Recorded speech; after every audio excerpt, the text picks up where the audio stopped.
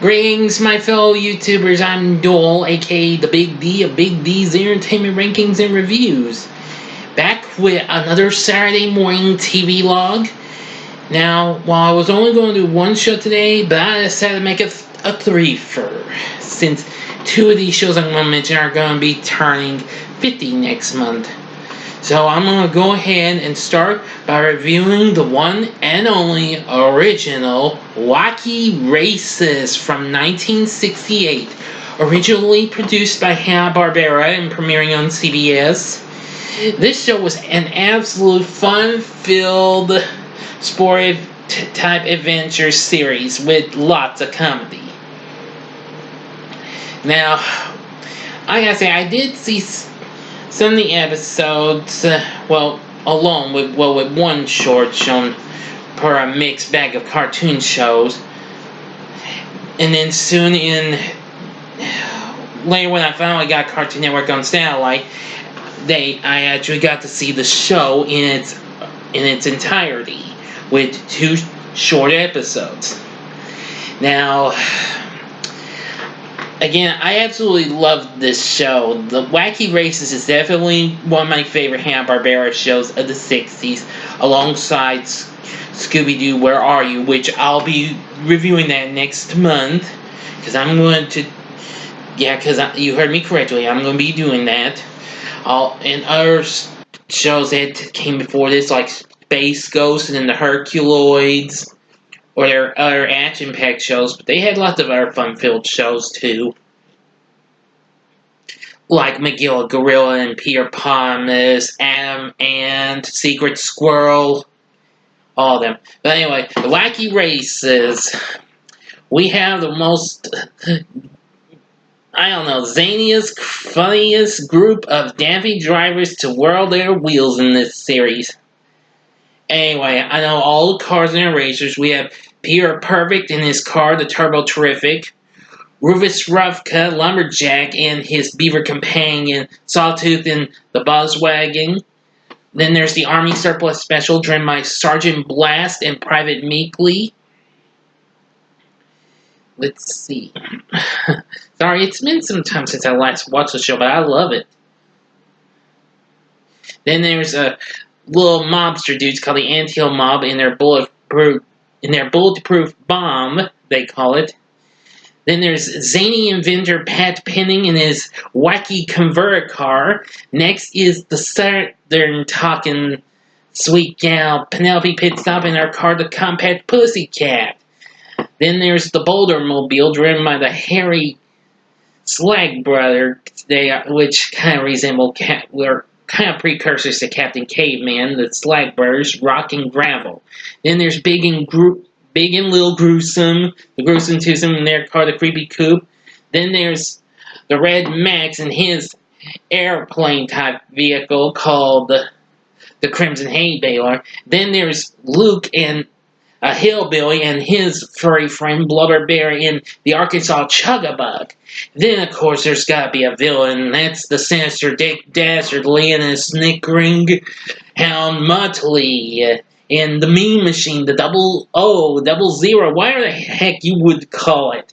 They're always up to some dirty trick in almost in every episode. I would say almost, sorry. But this is what really brought the comic relief. Muttley was really the comic relief every time. Yeah, just doing a snickering.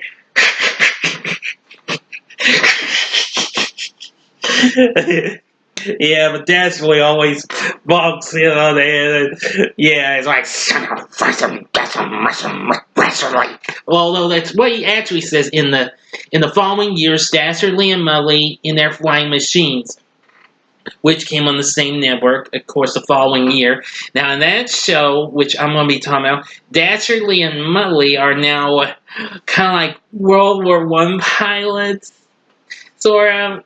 But this doesn't take place during World War I. Their duty is to stop that pigeon, as the theme song goes. Yankee Doodle Pigeon, and, well, they, along with the help of scaredy cat pilot Zilly and Klung, this here big dude who talks like a before he says any other types of words, something like that. Fixes all sorts of things. But anyway, every time they fail, and well, I always like it when Muttley's winning a medal and everything. Absolutely very funny. That same year, in 1969, Penelope Pitstop got her own show in The Perils of Penelope Pitstop. Now, in that show, Penelope Pitstop, now an heiress to a vast fortune, is in for perpetual peril almost every time by her fortune-seeking guardian, Sylvester Sneakley, who, unknown to her, is really the real main antagonist, the Hooded Claw. But the Anthill Mob, who appears in this series and driving a car that almost resembles their Wacky Races vehicle, but it's a different one and is called Chug-a-Boom, come to the rescue. But sometimes they mess up, and Penelope figures out a way to get through a situation. Especially if the Hooded Claw and his two colleagues, the Bully Brothers, are involved. But anyway, that's about it. Both shows had only one season, though, but they continue to be rerun in syndication and as well on Cartoon Network and Boomerang. They have been released on DVD as well. If you've never seen any of these, I'd recommend it. All of them. In 2017, there was a new Wacky Races cartoon, but I'm not going to bring that up too much. I've only seen one episode of it, and it's unfortunately on the Boomerang app, though. I did catch it on there, but only one episode. Which, it's not too bad, but it's not as good as the original classic, though. But anyway, all three shows had mostly the same voice actors and actresses. Amongst those included Paul Winchell, who did Clyde, the leader of the Anthill Mob, and of course Dick Dastardly. Let's see, Don Masick, who did tons of voices. Too many to mention, including Muttley. He voiced Zilly and Clunk in Dastardly and Muttley. Let's see. And of course, legendary voice god Mel Blanc. You know, the original voice of Bugs Bunny and Daffy Duck and all them others. Did some of them. And Janet Waldo voiced Penelope Pitstop. But there was lots of other voiceovers. John Stevenson, who of course was the voice of Mr. Slate on the Flintstones, which, if you haven't heard, is going to be coming to the MeTV network next month. Let's see. Dave Willock, who a few years later will go on to voice Gus Holiday in another Hanna-Barbera family-themed series, The Roman Holidays. He was the announcer of the Wacky Races, which I absolutely love his commentating. Oh, let's see. And, well, let me see. Don Masick also did a little bit of narration for Dastardly and Muttley, and, well, Penelope Pitstop's narration was done by Gary Owens, who, of course, was, well, already big at the time of being the announcer on Rowan Martin's Laugh-In. And, of course, he was already best known for doing the voices of Space Ghost and Roger Ramjet. But anyway, all three shows are absolutely good. I'm kind of more close to Wacky Races, though, or Dastardly and Muttley. I do like Perils of Penelope Pitstop. It's not too bad, but I like Wacky Races and Dick Dastardly and Muttley a whole lot more.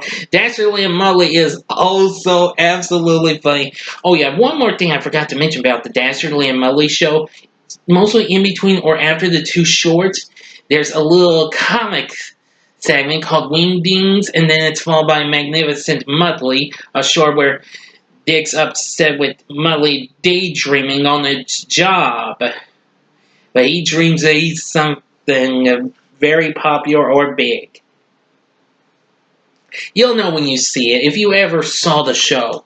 Like I said, I'd recommend you check out any of those shows. They're absolutely funny and hysterical, and that's about all I can say. But anyway, that'll do it for my latest Saturday Morning TVLog. Now, I do have some more coming up, including Scooby-Doo, Where Are You? I'm not sure when I'm going to do it, but I will be doing it. I promise. Maybe about a couple weeks or so, but I do have other shows lined up for the next few months. like the Addams Family 90s series, the Beetlejuice cartoon, Hong Kong Phooey, which I'll be reviewing that next month because it'll be turning 45. I might be doing that next week. Okay, that might be the thing to do. Next week, I'm going to be doing Hong Kong Phooey. That might be pretty cool. Don't worry, I don't mind me going out over Scooby-Doo, but don't worry, I'm still doing that though. So Hong Kong Phooey will be next Saturday. So if you liked Wacky Races and its two smells, let me know what you thought about them in the comment section. Like and subscribe to my channel, and thank you for watching. Until next time, I'm the Big D saying, see ya.